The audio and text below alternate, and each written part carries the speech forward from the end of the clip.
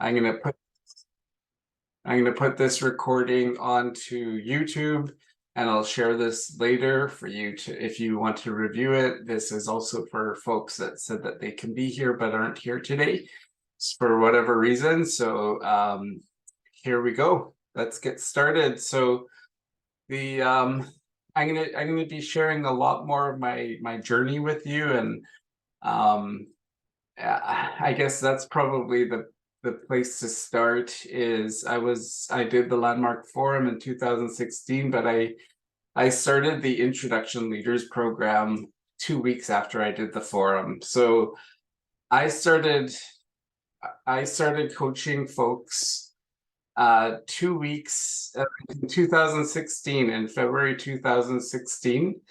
And then I continued to do that for a couple of years before I started my practice. So I had maybe my 5,000 hours of, they say if you want to become an expert at something, do it for 5 or 10,000 hours.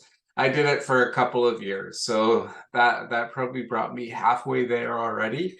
So that's why I decided I wanted to be a coach. And I realized that many of you haven't done, like, you're counselors and you have that kind of practice, so that's great. And coaching is just a different beast, right? So it's kind of like you might be starting off learning how not to counsel when you've been hired to coach, or whatever that is for you. So, and I kind of just stumbled on it. I didn't think one day I'm going to be a coach when I grow up, right? It was just I started that, like I said before, I started those two businesses and made the $250,000 in sales, but then lost it the next day. So then it became, I really wanted to have my own business since I was 21, and I didn't do anything about that until I was 45. Not completely true. I actually, in 2016, I registered a business, a consulting practice, and I did nothing with it. So if I had, like, how many of you are scared to start your practice? You're fearful. Yeah, okay, great. Now let's just have some honesty here, right? I'm afraid all the fucking time too. Am I going to continue? Am I going to, so I have all these fears and these doubts. And I'm really facing it. And people think I have all this confidence and all this stuff, right? And I do. I really do. A lot of it is generated, a lot of it is created, a lot of it is discovered inside of doing this business. So I feel afraid, like, next month, I'm not sure. Like, I just signed up a whole bunch of people with different organizations and companies this month in the last few weeks. But before that, I had no clients, no new ones. So it's the first thing that we're gonna look at the 10 things that stop people from having a coaching practice. So we're gonna get started. So this is why most people don't start a coaching practice. You want to listen for where you're stopped. It might not be on this list. We're doing some brainstorming, right? So with this brainstorming, you want to start to see for yourself where you're stopped, because the last week we tackled why coaching, and many of us really went through the ringer, especially with, thanks again to Amanda for really being on the court and making a space for us all to be, it's okay for all of us to be human. Oops. This is the only thing that we're looking at today. This is these are all the things that we're going to be looking at today. And so for how many of you are afraid of starting a coaching practice because there's too much uncertainty? Okay, 1, 2, I see 2, 3. Okay, I see 4 people. Yeah, that's most of us, right? So we like one thing that I learned about uncertainty is that that I knew that when I started my practice that I was going to be okay. So many of you have had your own businesses before, and were like that you had experienced uncertainty there. Or maybe you started a new job at one point, right? And maybe you started a new job and then there was uncertainty there. But what's the thing about uncertainty is you can become certain after a while.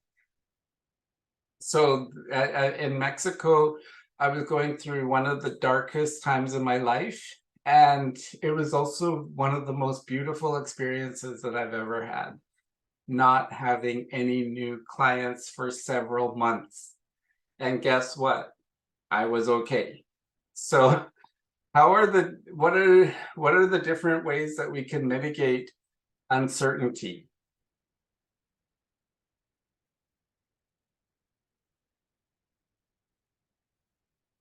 That was an actual question. We're not watching Netflix today. This is that was an actual question. How can we mitigate that? All right, I see something in the chat.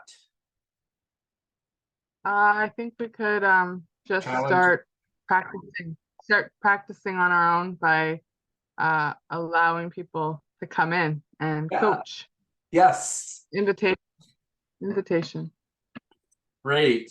So that's a good one, Nola. So this is a community of network of coaches. So what we can do with each other is to practice on each other. I tried having like a buddy, a committed colleague type of thing before. It didn't work. But I thought, why can't we just coach each other? All of us have had some kind of training, whether it's counseling or coaching, right? So so that's the invitation, is for us to coach each other. So how many people are on this call right now? Let's see. 6. Okay, perfect. How are we going to do this? The person that is closest to you alphabetically is the one that you're going to coach first. So A goes with D, Donna, right? Because N comes before R. So just sort it out. So it looks like Donna and Amanda, which is great because Donna was going to coach Amanda with parenting anyway. So perfect. But also, I would invite you to do a couple of sessions with Amanda and then a couple of sessions with Donna. Amanda for Donna. Like that. And then who are the next ones?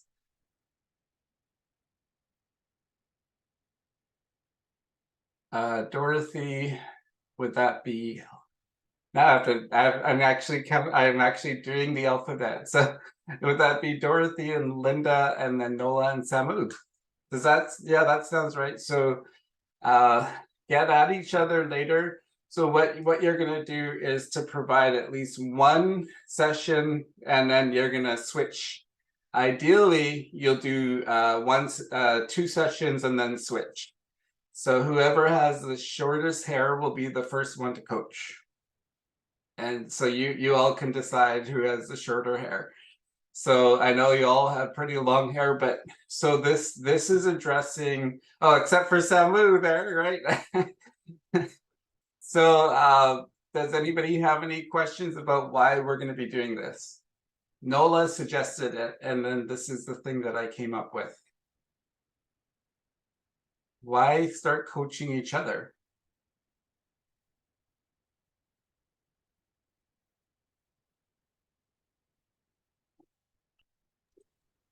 Hi, Dallas. Hi.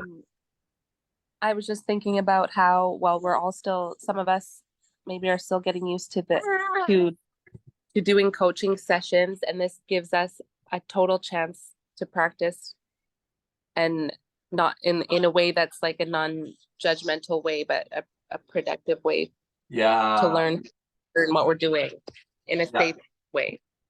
In a safe way, yeah, absolutely. And to stand on the shoulders of that, Amanda, and really amazing answer. That's really great. Yes, it's a safe space. My invitation, if you're the one that's getting coaching, bring a real thing. Like, don't make up something. Bring a real concern, a real challenge, a real issue, or maybe even a real problem that you want to deal with.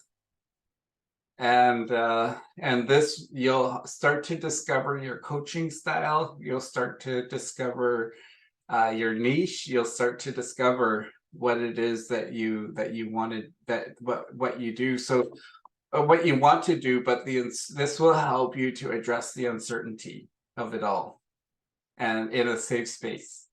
So does anybody decline doing this? Going once, going twice. All right, you're all in. You all remember who your partner is? Okay, so I would love for all of you to coach each other completely for up to 45 minutes. At once or twice, you can decide for yourselves. But up to two different sessions. An hour-long session for me, the way that I bill an hour-long session for one-on-one is 45 minutes. And the reason for that is because I like to, I have to do a little bit of prep before I start the call. And after the call, sometimes I need to just clear out some of the stuff so that I don't take on everything that the client is giving, right? I don't take it personally. So that'll help you to feel that, or to get that uncertainty. And the way that I did that with Nola was I coached her. She was one of the first 4 people that I coached. And then that turned into something really amazing where I'm still, like I said, I had no new clients, but the transition house is actually paying for this coaching container. So this is actually trained or paid for coaching. So I figured out the things that you all needed the most, and the things from my own story that will benefit you. And that's why we're doing that. So who here doesn't feel like you have enough knowledge to get started? Let me see your hands. Raise them loud and proud. Donna, I see your hand. So it's just me and Donna. Okay, great. Okay. Amanda as well. I see that that virtual hand. And okay, Linda. Yep. Great. Linda, you had mentioned that you were interested in recovery coaching. There is a recovery coaches training coming up, and I invite you to speak with Dorothy or Samu. Then you can get some training. I believe it's online, but they will be able to point you in the right direction and answer any questions that you have. Okay, thank you. Mm-hmm. So actually, it's in Dallas. It's in person in White Rock. Okay, all right. I saw you sent a link, and I saw some of the training that they offer is online.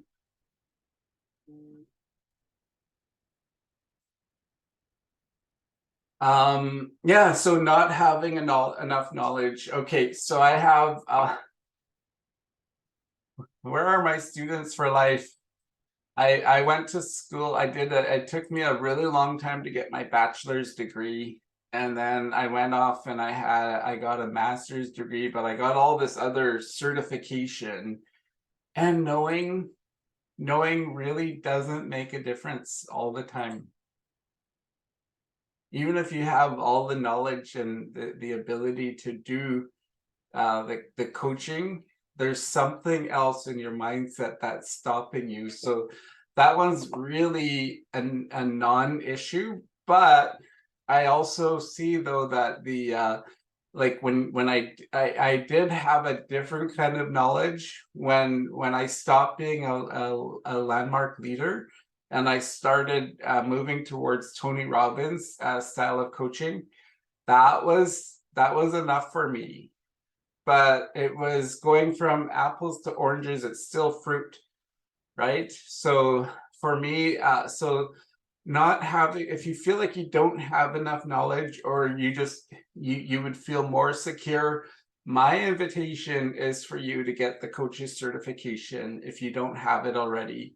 So there's a number of options, and before I was kind of like, if you want to get the training, please go ahead and consider it, but I'm not going to let you know either way what you should be doing. But I strongly suggest and coach you to go and get the certification that you need. But what I'm not going to do is give you my biased opinion and tell you to go for strategic intervention coaching. That's not what I'm here to do. You want to find your own niche. So I spoke with a guy today that posted something on Facebook, and he said he was a relationship coach that helps shy guys go out and get the date that they want to have to potentially start the relationship of their dreams. And I was like, so what was really brilliant about that?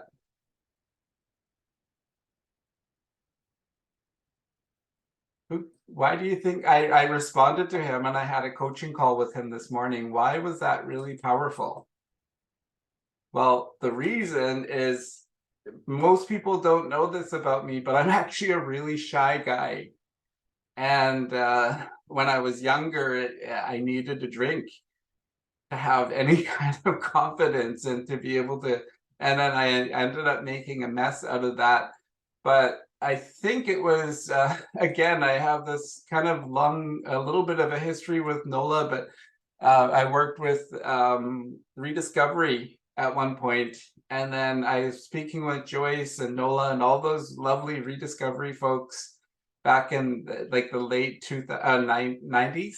And then they said, oh, Dallas, we thought that you were a bit of a snob. I don't know if it was Joyce or somebody else that said that to me, but I said, actually, I'm quite a shy guy.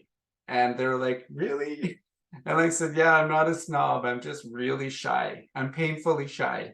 And so so one of the things that I've that you really want to start to look at is really, like, it's not really about what you know, it's about what you offer. So when that guy said, I help shy guys to get dates, it's like, oh wow, I reached out to him and he was talking about having a heterosexual relationship with somebody else. And I reached out to him anyway, and I said, I'm not a shy guy looking to date women. I'm a shy guy that's looking to date men. And he was like, yeah, I can help you with that. And it was a really amazing call today. So it's really starting to focus on like, who do you help naturally? Who do you kind of gravitate and support without any effort, and you've done it without even being paid for it? That's what you want to start to notice for yourself. It's not even the knowledge that you have, it's really about who do you gravitate towards most, and who have you made a difference for in the past. Linda Faye, you look like you're deep. I'm gonna pick on you just a little. She's like, no. Can I ask you, who do you gravitate to when you're helping or supporting people? I gravitate to Amanda. Oh, great. And so what is it about Amanda that, like, how do you? Well, she's a new mom and she has a baby, and so I'm just helping her. Yeah. So is it possible for you to go out and find other Amandas? Well, I'm not sure, Quote because unquote. well, the thing is, what I'm not sure is, do they want my help? Whereas she wants my help, and she's asked me, well, maybe not asked me, but just by virtue of being who she is and having the close proximity of her being near, I can help her. I mean, if I went to a different place in another country, perhaps I could go help them. and they speak the same language, whereas here they speak Spanish, and so it's a little bit more difficult. I think they don't want to change. Some of them, I think, are very content to be carrying on how they are. At least that's my observation. Yeah, really great. And so in the Indigenous community in Canada, what province are you from? Alberta. Okay, so Indigenous people in Alberta, do you think new moms could use some coaching support? And do you think that would be something that you could put that? Yes, I would. I would, Yeah. but I find that the community could be very closed, like, closed-minded. Mm-hmm. Because why I like coaching people in recovery is because they're open-minded, whereas when you're not in recovery and you're still drinking or using drugs, you're not in the same mindset and maybe have a different focus. So that's what I'm Perfect. thinking. Yeah, no, that's perfect. So again, we've had these conversations before, and it seems like the pull for you is for folks that are in recovery. Yeah, All right, definitely. great. And I can see your face is lit up. Who else can see that? Like, look at that little shine in the apple of her cheek, right? It's just like there's a little shine there. And your face lit up when you started talking about that. So that, like, is there anything there that's stopping you from doing that? No, there's this one lady I saw that I could help her, but she's like, she avoids me. So when I do see her, like, she's drinking, but then every day she seems to drink, like then she doesn't want to drink. So then when I see her, she's in a meeting, say, and then I want to approach her, but she's not looking at me. So then I take that as a sign she doesn't want to talk. So then I don't approach her. I don't approach her. Ah, okay. All right. And So that's the only place I see her. yeah. Well, I'm being very open and candid about about things. So yeah, I'm in recovery. So if you want to practice a couple of sessions on me, please do so. Reach out to me, Okay. and then so start to think about how you can support me. I won't assume or suggest that about anybody else here. So that's not for me to say, but for me, I'm just stepping up. So if anybody else wants to follow suit, you can reach out to Linda Fay privately, and we won't do it in that way. So Linda, I know that you're going to be coaching somebody else, right? Who did I say that Yes. you're going to be coaching? Dorothy. Okay, Dorothy. great. All right. So you can just figure out a way to navigate that together. And but for the coaching practice, you can also reach out to me. So Okay. there you go. So then you're going to start to have the experience of coaching, which Okay. is really amazing. So what I'm saying is you all have the knowledge, you all have the ability right now. What you may not have is the practice. So start practicing. That's where you really gain it, right? So I didn't the 10% that I learned from actually getting the certification is nothing in comparison to the 90% that I started learning about coaching, actually coaching. So all right. So then that's what I'm going to say is the coaching here is to go out and find the coaching certification that you want to use. For me, I am a board cert. I have the ability to have board coaching certification, as does Samu. We're both in the same practice. So what that requires is the minimum of a bachelor's degree. So if you have a bachelor's degree and that's something that you would like to consider, then please do so. But find something that would work for you so that you have the knowledge that makes sense to, like that guy, the coach that I called this morning, that's going to help me with overcoming shyness and having dates. He's not promising me the romance of a lifetime. He's promising me to get over being shy and start asking guys out on dates. Oof, that makes me want to cry. I'm like, oh my gosh, that sounds so scary, which is exactly why I know I need to be doing this. You don't have the time. It's never time or money, ever. So stop thinking you don't have time. Like, it's never the opportune time to start coaching. You just got to start coaching, and that, like, the fact that we're coaching each other now is gonna be, you're gonna see that this is something that you're gonna really just have to fit in time for yourself. What I'm gonna say is, if you're working a 9 to 5, I am not telling you to be like Dallas and to quit your 9 to 5 so you can start coaching. You got to find out what works for you. So you can set aside like 8 hours a week, 8 hours a month, whatever that is for you. Or like me, I do like 40-hour work weeks, right? And this is what I do full time. You want to find something that works for you in between a day, which only can include a few hours, or 8 hours up to 40 hours a week. That's something that you want to decide today. Or, well, today, you want to start thinking about it today, but you want to make that decision for you. Do you want to work part-time and do this part-time? Do you want to work full-time and have this as a side hustle? What is it that you want to do that would make sense for you? So start thinking about that. For me, I've been offered to go back to work, and I'm like, there is no effing way I'm not doing that right now. I want to work for myself. So it's never time or money. Who here thinks that they're bad at selling?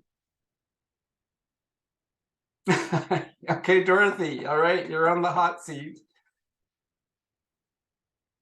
And Donna, okay. Okay, Dorothy, unmute. All right, so are you bad at selling? Is that a fact? That's what I am pretty sure. I'm having problems with selling. Okay. I'm not able to even sell tickets. I feel like I'm stuck. Oh, she said stuck. Who wants to tell me what I'm going to say next? I know what you're going to say. Like 2 res dogs, she's stuck. Okay. All right.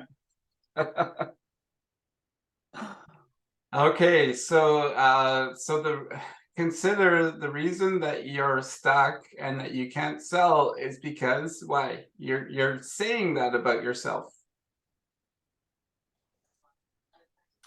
Yeah, I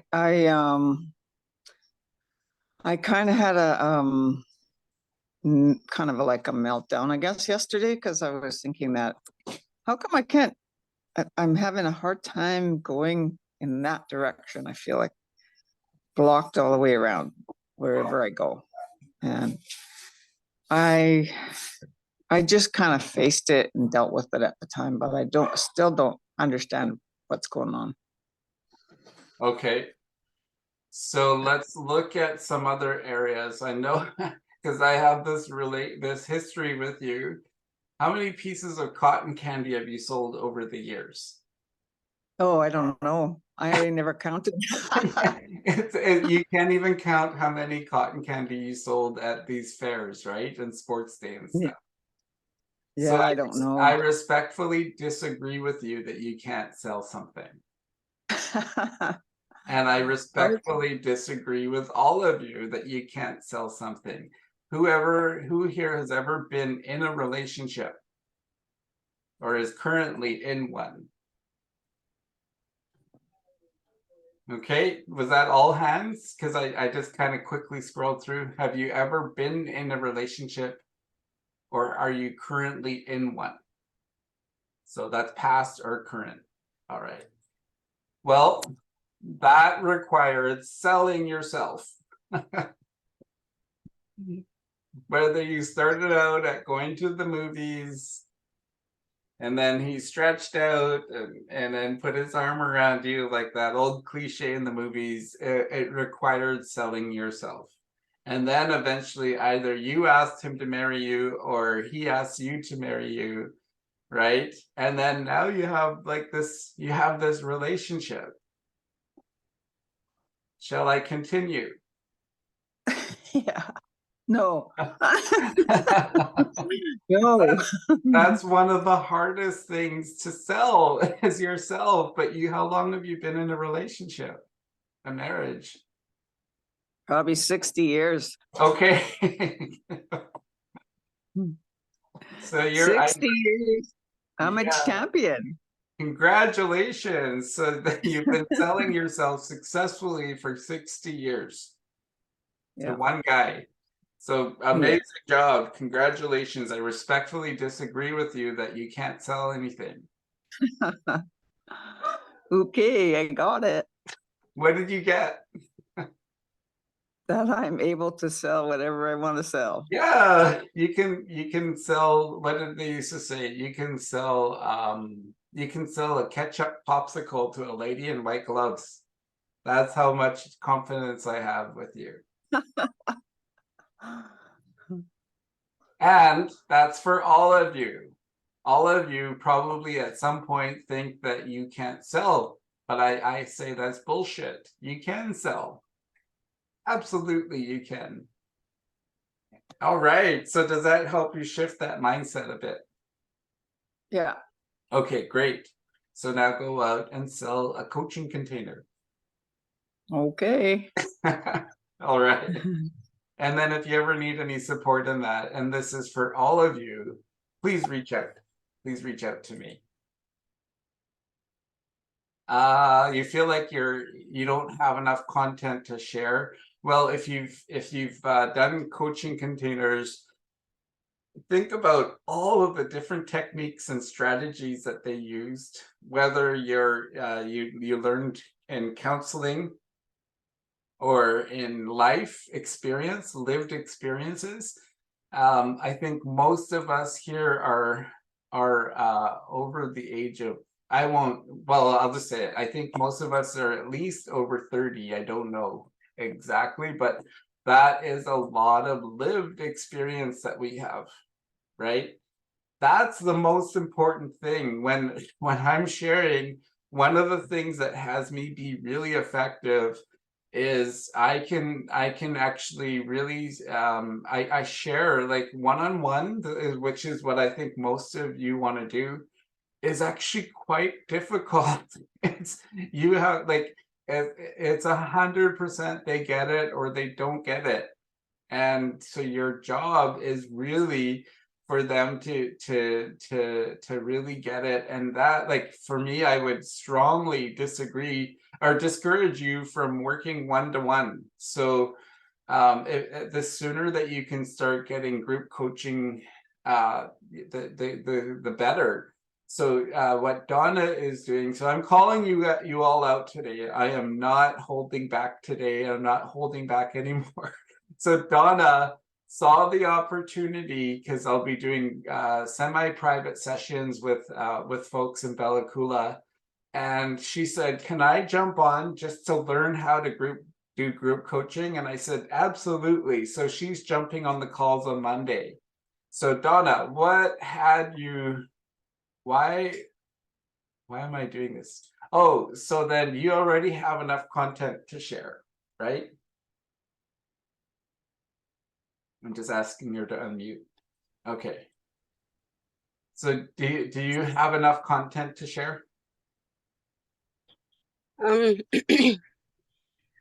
Well, I guess the reason why I wanted to learn how to do group coaching is to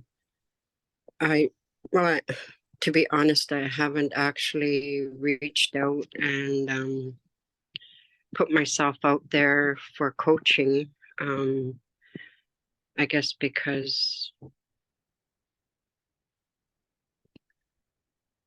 I don't have the confidence in myself to do to think that I can do this, but I wanted to try and see how it is to do the actual coaching for a group. Yeah. I know I've had success in the coaching that I've done, but the majority of the coaching that I've done have been with my family, my nieces and nephews, my brother and sister, my husband and my daughters. Those are the majority of the coaching I have done. I have done a few that I needed, that Dallas had put it out there for me, and a few of them had reached out to me, and So those were good, and I I believe I did okay in those few that I did that were outside my family. yeah, But I want to get more experience coaching other people, and I'm guessing that the group setting would be more beneficial to me than just the one-on-one coaching. So yeah. that's why I had reached out. Right. So then and it's really great. And what you said, which is what I was going to interrupt and talk to you earlier about, the first thing that you said was, and you told the truth. So that's where transformation starts, is when you begin to tell the truth, your truth, right? I don't believe in like the truth out there, but your truth is that you don't have enough confidence. Mhm. That's what you said earlier, right? Yes, yes. So that is the very thing that you really want to be responsible for. And that's why many of us have our version of that. So who here doesn't feel confident enough to get started? And that's really what's been holding you back.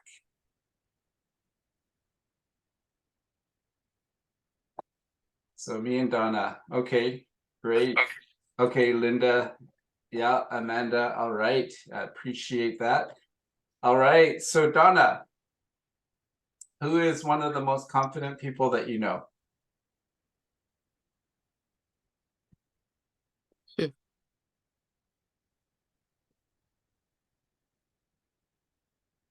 Hmm.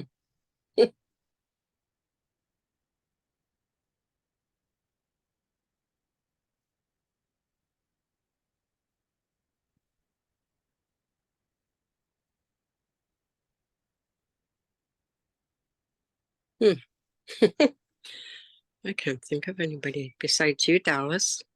Okay, great, I'll take it, sure. So what about me is confident? What is it? What Well, is it about me when that you first came out with wanting to help your family get us the help that we needed. Um, you're kind of lagging, so maybe turn off your camera. That sometimes helps. Or I'll turn it off for you. when we reached out, you were there to reach out for us to get the help that we needed on our healing journeys. Yeah. Okay. And I think that was my stepping stone, not realizing that. And okay, is that better? Is Yeah, that better? I just Hello? turned my Hello? camera off. Yep, Hello? that's better. Yeah. Okay, sorry, it's the weather's not that great here, so but what I was saying, okay, you can hear okay now? Yep, yep. Okay. Okay, what I was saying is like when I first started my healing journey, I didn't realize that I needed healing, and I was just so caught up in my grief after I lost my dad. And it was getting really bad, and I just didn't want to go through what I went through when I lost my mom. Mm-hmm. And the grief was so bad that I was sleeping 21 hours a day. My husband had to literally wake me up to eat, wake me up to shower, wake me up to use the washroom. And that was, Mm-hmm. that was my life after I had lost my mom. So Yeah. when I started feeling that feeling when I lost my dad, I was like, no, I don't want to go down this road again. And because my daughters I had lost out on a lot of time with my daughters, and they were teenagers. Mm-hmm. And I didn't want to do that with my grandchildren. So when I reached out, Dallas was right there and told me what he had done to start his healing journey. And that's where I got my wanting to heal, just to see how well he had done in his healing journey. And my brother Archie also was an inspiration to me. And I'm Really not sure good. if you're still there because it just went black. Okay, Yeah. but anyways, that was when I decided, Dallas is doing so well. I want to start my healing journey, and I want to not feel like this anymore, and just So you that's started your healing journey. yeah. Yeah. So you only need to here's the thing about confidence is you only need to be one step or even a half a step of somebody else. So like that one step could feel like it, like for them that might look like, oh my gosh, that's impossible. But look at what you just said, 21 years of grieving and suffering, and then you started moving towards your healing. Wow, that is remarkable. So all like that like in and of itself, plus you got the coaches training, so then now you can start to really step out there and say, hey, look, are you grieving the way that I did? Or do you feel like you're stopped, right? Is this something, and you can really be really supportive in that area. Like there's and you're miles ahead of somebody else just with one step. That's all you need. You have enough. You're on that path, and you've continuously gone on that path. So congratulations. So the Thank you. yeah, so I think the content will come even from your own lived experiences. Even if you don't share from that, that's okay. People will get it. I didn't say, oh, I'm on my healing journey, but that's what you got. I never really ever said that. I just said, hey, look, I have this coaching container. I can support you from feeling like you're stuck to being free. So you can do that with parents, you can do that with people that are grieving, right? And you can help, what it feels like to be really stopped in your life. And now you're going, right? That's enough. That's enough content for a lifetime. Congratulations. Thank you. Thank you for sharing. So then the like sometimes business in and of itself is something that stops us, even though I have a master's in business administration, right? It just feels like I'm gonna fall through, that I'm gonna screw this up. And but I've been doing this long enough now. I think I've got my 10,000 hours in. And this is where I'm starting to now mentor people. I'm starting to coach people on how to start their practice. So you're at where you're at right now, and it's okay. I'm at where I'm at right now, and that's okay too. And but there's many of you are counselors. Many of you have your teachers, you're a chef, you're right. You have all this different experience and training, and so one of the things, like the business that we're really in, is the business of self-discovery. And we get that, like I get the business, my business, like that makes my business fulfilling every single day when I'm learning and growing and I'm self-discovering. I'm discovering myself and saying, oh, and then the most important thing is questioning that. So some of you might feel like something's just missing. If I just had this one thing, then maybe I'll go and I'll do what I said I was going to do with starting my coaching practice. I don't know what that is for you. For me, it the thing that was missing was just the sense of, it's actually quite a big thing, the sense of feeling sufficient, feeling like I'm enough. I couldn't see what other people saw in me. I had this lack of confidence. Even when I started, and even to today, I still have this kind of lack of confidence in myself. But I managed to push through, and I fake it. I fake it until I make it. And I just keep on doing that every single day. So you just want to start to notice and just appreciate that you might always feel this way. When I got divorced, I went to a counselor, and my counselor said, I told her that I said, I feel like I feel like something's missing. I feel like like I was with this guy for 8 years, and I feel like this is like I'm never gonna stop missing him.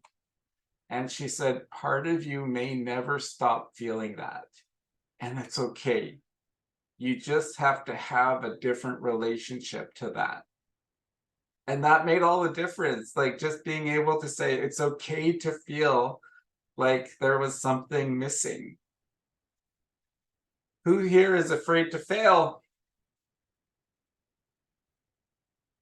We want to start addressing that. If you're afraid to fail, yep, I think I saw all hands up today. So thank you so much for sharing that. The failing is where I got related. This is where I got related to success. Was in my failures. It was something that I came to learn, and I forgot. I forgot that I came here to learn. So I don't want to share too much about who I learned this from the most, but there was a person in community, and I was supporting their programming. And then at one point, I just like they said, we no longer need your services. They stopped responding to my emails. They stopped hiring me to coach people. So I was like, oh my God, I fucked up. I'm failing here. This is my only client. And then guess what happened? I was like, what did I learn from here? Well, I learned that I can't just rely on one person. You don't want to put all of your eggs in one basket. We're doing, well, for me, what makes sense for me, and I think it's going to make sense for most of you, is business to business. We want to do business to business coaching, right?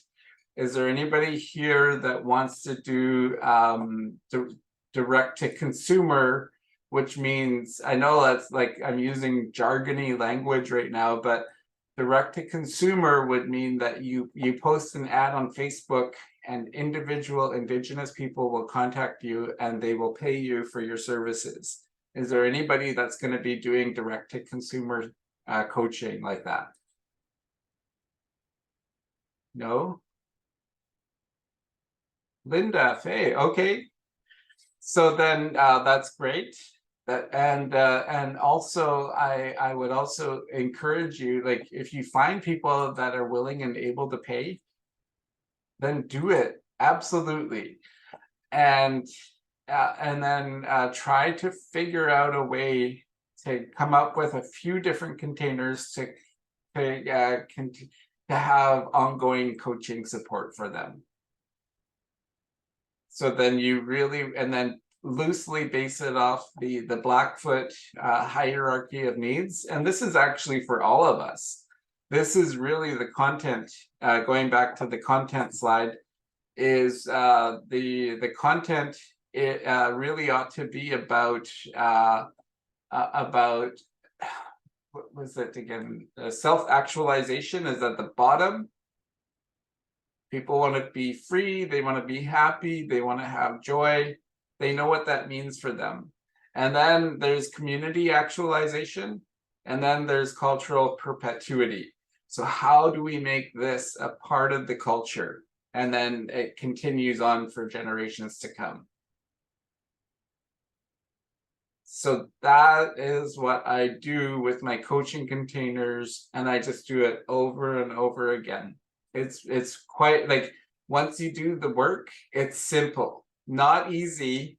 Quite often when I say the word simple, people are like, oh, that doesn't sound easy at all. I didn't say easy, I said simple.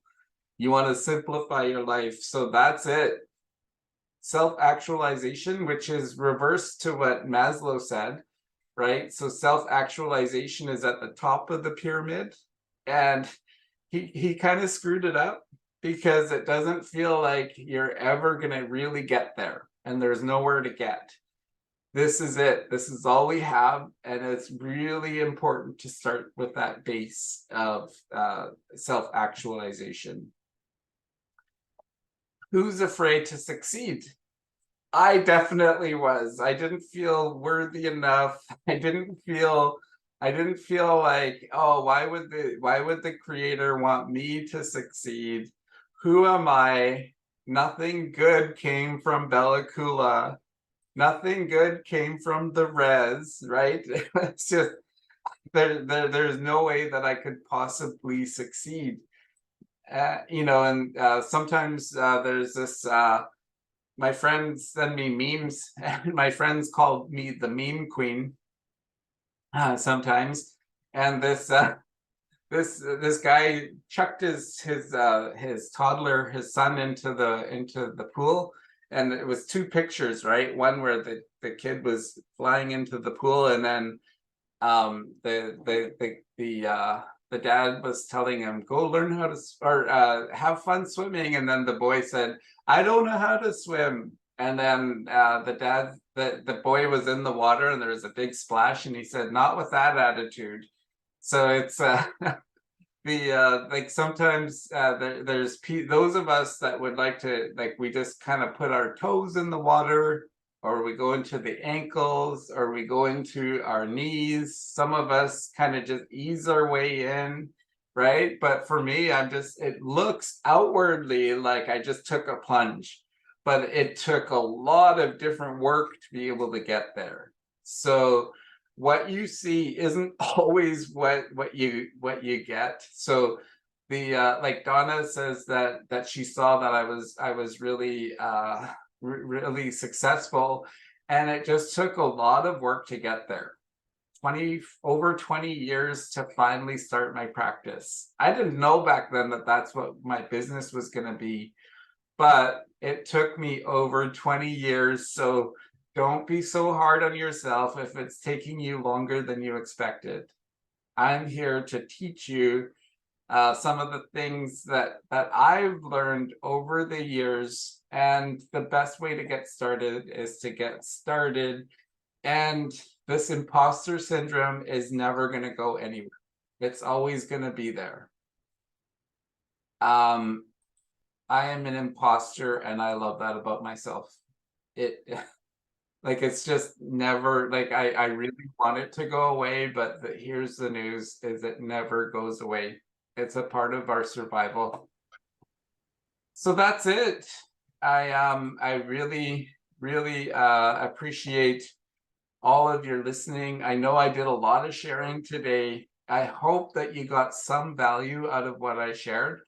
And I would love to hear from a couple of you. And if you need to go, please go. That's the end of the session. But if you can stay just for a couple more minutes, that would be great. But don't feel pressure to do that.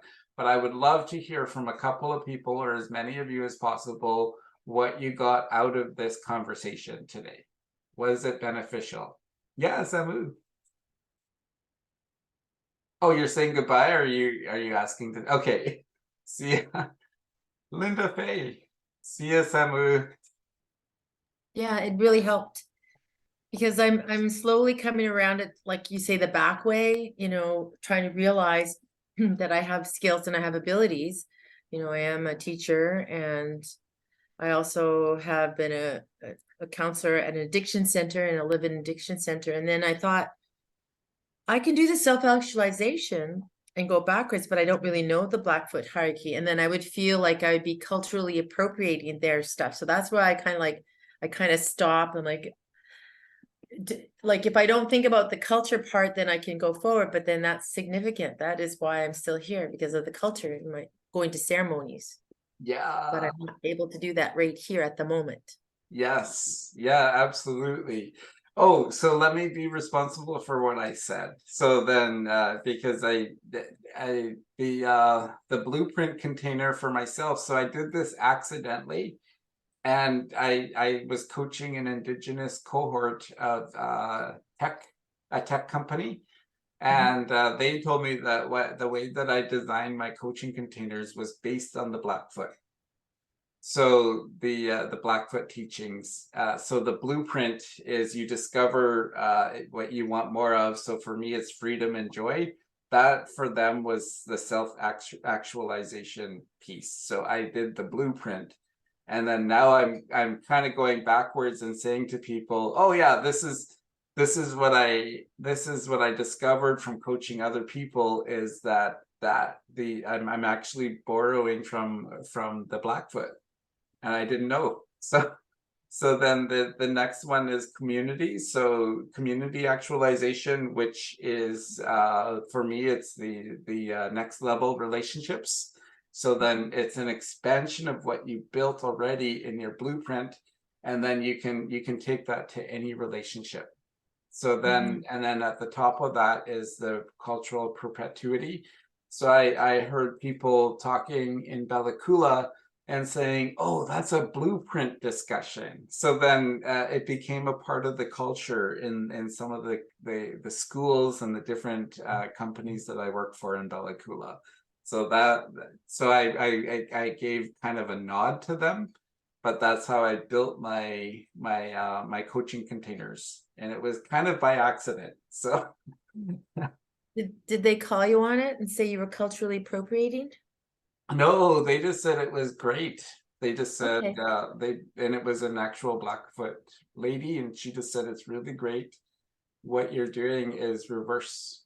Yep, Amanda. I was thinking too, like for our coaching containers, and we're going to be using our own personal experiences too. So sometimes if we tie in a lot of different ways that we helped ourselves, we're going to be borrowing lots of different ideas and concepts from elsewhere to use in our containers. And I think it's okay when it's so specific, like I guess, knowing some Blackfoot people, it would be weird in our home community to but I think if you give like this is how I know of it, and I learned that it's related to it's based off the, like, if you give credit to them, I think it's okay to use, right? Like Yeah, I you think don't think so. people would have a weird reception to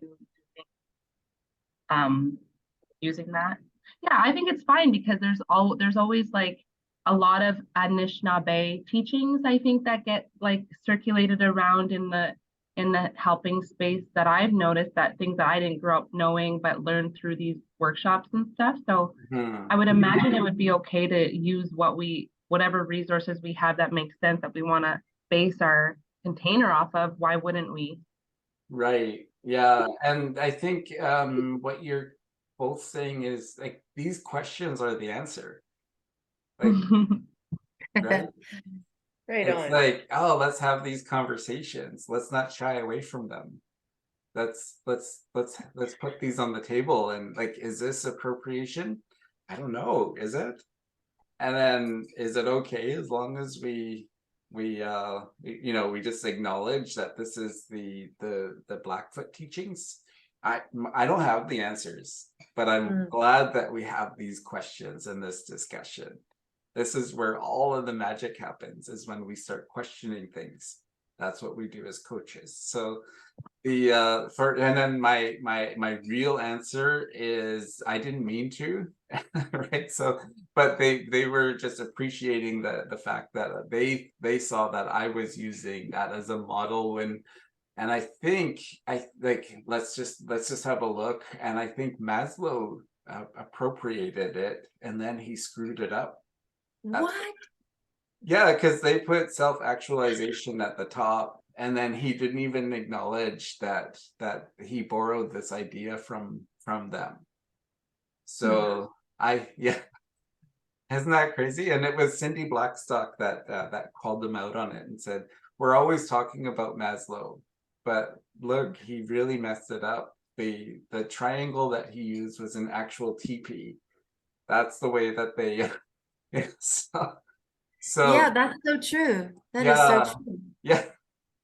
And at the top is this tiny little self-actualization. And it feels like it's unattainable, right? It's like, oh, one day I'll get there. And it gets us living in this one someday phenomenon, which is really unfortunate, right? Like, someday I'm going to have a boyfriend. No. Yeah, yeah, right? You are, Dallas, not Yeah. Linda Fay. I don't know what Maybe- I want. I don't want anybody right now. I don't know. I'm scared. Right.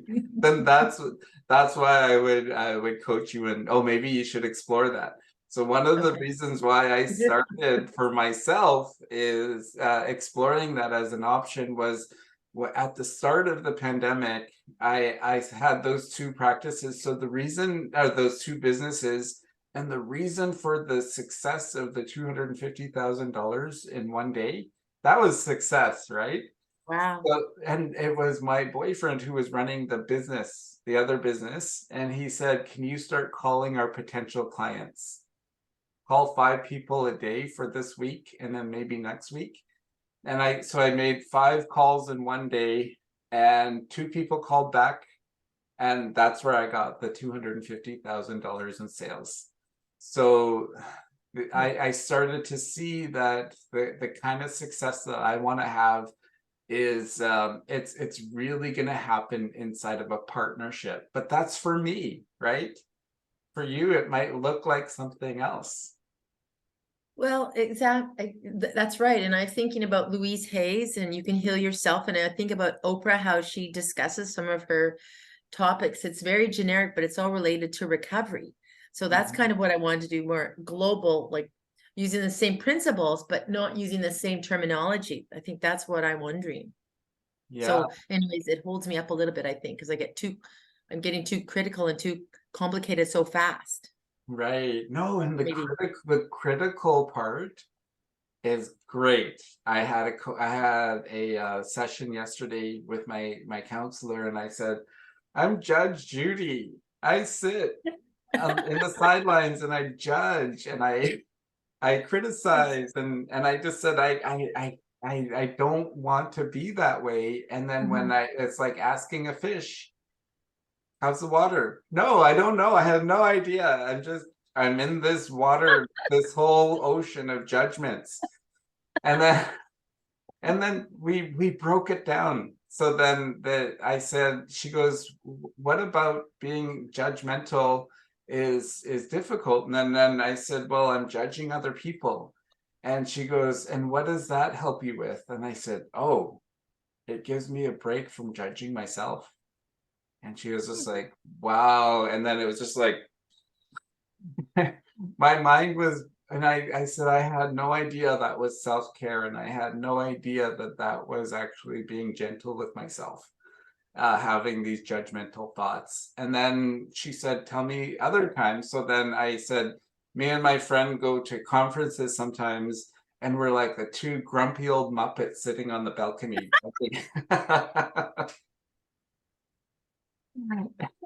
And I said, are we still talking about these things? I've been hearing about this since I was 10 or 12 years old, and nothing has changed. Are we still like, and then she said, that's critical thinking. It's valuable.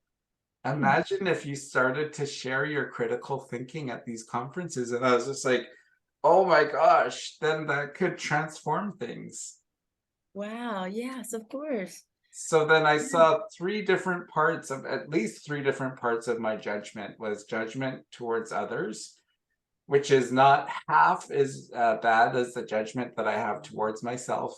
And then the critical thinking piece, which could really serve and benefit our community. Okay.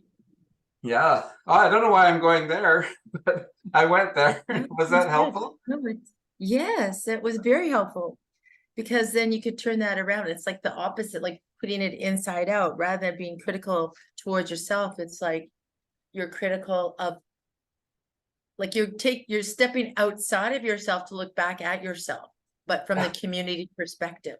Yeah. And Yeah. I like that. I like that. And there's Yeah. room for that. Like you said, you're Really? being too critical, but there's room for that. Okay. That like use that as leverage to start to make the kind of changes that you want to make. Okay. Okay. Very good. Because I mean, that goes right into like when you are like for communication, passive aggressive communicators, Mm-hmm. like it's like, but then it goes into the imposter, like you're pretending you know, but you don't know, and I don't want, like, I'm not saying I know, and I don't want to even pretend I know. Mm-hmm. I don't want to wing it, but I want to have some structure. Yeah, great. So then now you're getting real clarity on what it is that you want to do. So Wow. yeah, so use that Okay. ability to organize and to create a structure within the containers that you have, and don't resist Okay. it. Very good. Wow. Yeah. It's just like, so refreshing. Yeah. Use it, whatever Okay. those things are, and stop resisting it, and just say, so for me, I'm I am the natural born helper, like for me, but I resisted that. I would be like, oh, people are using me, people take advantage of me, people do this and that, and I overextend myself. I am spreading myself out too thin. And then my coach said, how can you use it? And I said, well, by charging people $150 an hour to help them. And he was just like, oh, okay, there you go. So I turned it and I just said, okay, I'm putting value on myself and the contribution that I'm being. And then most people couldn't afford it. So I figured out a way for people to afford it by doing group coaching. So I didn't just say, oh, I'm going to do group coaching. It's easier on you because then you have 10 people that are paying $240 for 8 sessions each, rather than 10 people that are paying $1,200 each for 8 sessions. So that's the thing. Yeah. What did you hear from that was beneficial for you? Well, I heard about the not to be resistant, and by being too critical of oneself, if that's being resistant, then you're not open to the information or the value that you could get when you are available to yourself in a new way. Mm-hmm. Like to think in a different way than you have been, because it's like changing the narrative, actually. Mm-hmm. We have to change it. I had to change my narrative thinking about myself. Yeah. And I'll give you one quick example. Is today I was doing a reading. I chaired a group meeting on Zoom. Yeah. Like I do chair meetings, and I was chairing a meeting. And this one particular story was about being apples and oranges. And they talked about, and everyone, and they're all, and I hate to use this term, they're all non-Indigenous white women saying, well, I'm an apple. And I'm like, well, actually, I was called an apple growing up. So yeah. being red on the outside and white on the inside. And I didn't want to be that, but So I had to share a bit about that because like I'm not an apple. Maybe I'm an apple pear. I mean, I'm not even like, I don't even want to go there, but it brought me to that place of racism and discrimination. And so I didn't know, I just had to say something. So I use that as possibly a teachable moment, because some of that literature in that book is quite dated, right? But Yes. but it's more recent, but still dated in terms of people's mentality and ideas about, you know, what it is for an apple. They might not even think, oh, I don't even think there's something wrong with that. But for me, growing up, I fought that, but I didn't care. I still got my education. I had to. And they said, oh, that's being white, which is really dumb. It is, isn't it? So maybe that'll be my discussion. Do you want to be an apple or you want to be a banana? That's the title of my container. Yeah, there you go. I'm in. So let's book a call and we can start exploring that. And I love that you're having fun with it. Right? So that's really great. If it's not fun, don't do it. No, I know. Have fun with it. Yeah. But it's a sensitive subject. That's the problem. It's so sensitive. Right? So like, let's just say, for example, and they didn't do this, right? It wasn't personal. They didn't even know that you were probably going through that. But let's just say they were very overt in that and saying, oh, you're just an apple. That would be something different, right? Right. And they didn't do that, but let's just say for argument's sake that they did. So if that stirred up something in you and they did that intentionally, right? Then it's really like, it wouldn't bother you if you didn't think it was true. You're right. But that's the part that I think, because of self-actualization on that particular matter, I do lots of healing. I had to work with that. Yeah. And it took time, right? So imagine all the Indigenous people in Canada, the US, Mexico. I know that they don't speak, like there's a language barrier, but imagine all of them if they could just get that. Maybe they would stop drinking. Maybe they would stop using alcohol if they can start to discover who they are. I like that. Yeah. Amazing. I'm getting goosebumps. You're awesome. Ooh, you are too. Thank you. Thank you. All right. So thank you so much, Linda Faye. Anybody else? What did you get from today, if anything? Looks like Nola is she's ready to share. So I'm just gonna invite Nola to share. Sorry, Nola, not sorry. I think you're the only one that I haven't spoken to yet today, so you'll be the last one. Okay, so what I got from today is you need to apply. You need to start applying what you know and your skills, and start shape shifting and start thinking magically, and just start doing it. Just go and do it. We alchemize the darkness within us, right? There was a song that came on my playlist and it says that I alchemize the darkness within me. That's a cool thought, isn't it? What if we started to do that with Indigenous folks? So what is the particular knowledge that you're going to start applying? Because really, if the Bible says the knowledge puffs you up, right? So but you want to start applying what you know, that becomes wisdom. So where do you want to gain wisdom? Well, I'm actually thinking more about what I know and what I trained for. And I know I'm a chef, right? I do food as medicine, but also thinking about my chemical addictions and recovery, really thinking that this applies to everything, and food related and weight loss and being healthy and trying to live a balanced life.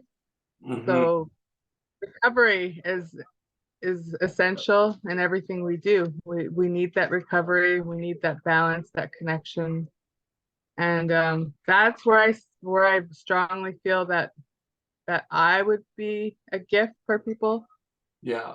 And I think naturally I'm always counseling people. I've always been counseling and I've always been coaching. Now that I think about it, my whole life, I've always been that safe person, that safe place So for people to feel comfortable.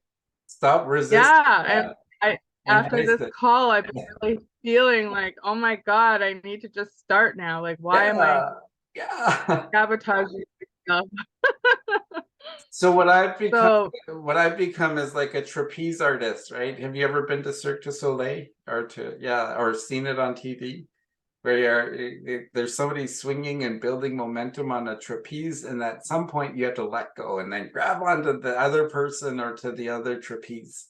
And then you start building momentum again so you can let go again. That's what business is. Oh, yeah, I've grown and I've developed in this area. Now what? What else can I do to apply this, right? How can I apply everything that I'm learning now? So this is me having coached my 10,000 hours saying, okay, I'm going to go and coach other people on how to get started so that we can make a bigger impact and make a bigger difference. That's what we really are out to do. And that's what and I'm so glad that you're saying I just need to get started. So who's your partner? Who are you going to be coaching? Donna. Okay, great. Donna. All right. So Oh, maybe you're talking about today? Today was Samu. oh Yeah. So definitely we'll go ahead and meet up and try to figure this out. no. That's gonna put you in your head. And if you're in your head, you're dead. Don't try to figure it out. Don't try, just Just- do. yeah. Trying is lying. There is no try. There is only do or do not. That's what Yoda said, right? So start coaching. Start doing coaching. Start with Samu. Give her 2 free sessions. Reach out to her today. As soon as we hang up, message her and say, let's get started. Okay. Yeah, it's perfect. I need to talk on the I can't remember what it was called now. Recovering coaching that is available. I think Samu Yeah, put it in the, I think I want to go. Yeah, she put it I in want to the, be a part. she put it in the chat. So make sure to go into the chat and then click on the link. Oh no, she put it in the WhatsApp or in the messenger. So it's there.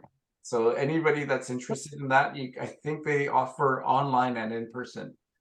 The cost is around $1,700, which is really nothing. Right? So I think that I've helped people to check off all the boxes. So great. Start coaching. Now. Thanks so much, Alice. Yeah, no, I got a lot out of today. I'm excited. I have more ideas of how I might begin, how I will begin. Great. Who are you coaching out of this group? I think from today, was it Donna? I don't know if it was Donna. Yeah, it must have been Donna. Yeah, AD, right? Donna. Yeah. And then she came closer, yeah, because Dorothy is with an R, right? So DOR. Yeah, so Donna. All right, awesome. Yeah. Okay, Donna, you have your hand raised. Yes, Donna. Hi, I just wanted to say thank you for reminding me what we learned in our when we were doing our when I was taking that coaching and training program is it's okay not to know at times. It's okay. And I just wanted to thank you, Dallas, for being such an inspiration to me. And when we're doing our coaching, what do you call them, containers? Yeah. It's okay not to know what you're doing right now. Another thing that I learned in our Indigenous coach training program was always be contracting. So it's nothing set in stone. You can always Oh. change a bit, and Dallas has already showed us that from where he started, it's not where he is today. So it's nice knowing that, everything that we have here is not set in stone. We can always be changing it. Yes, always. And I just wanted to say thank you for the reminder, Dallas, that it's okay not to know, but just keep going forward. Yeah. Keep like one foot in front of the other. Thank you, Dallas. Day by day, Yeah. by hour, Thank second by you. second. That's all it is all we have is right now. We can stop living in the illusion that we have tomorrow or our past. Those things really don't exist. What we have, all we have is right now. That's it. Just like Michael Jackson said. Awesome. We're gonna end there. Me love you long time.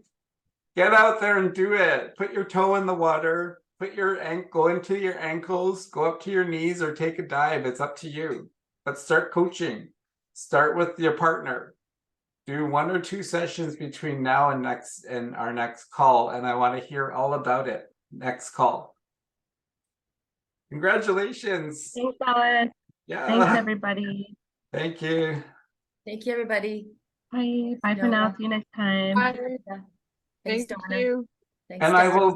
I will post this in our group once by Monday. Great. Okay. Good job. Bye. Thanks again. Bye.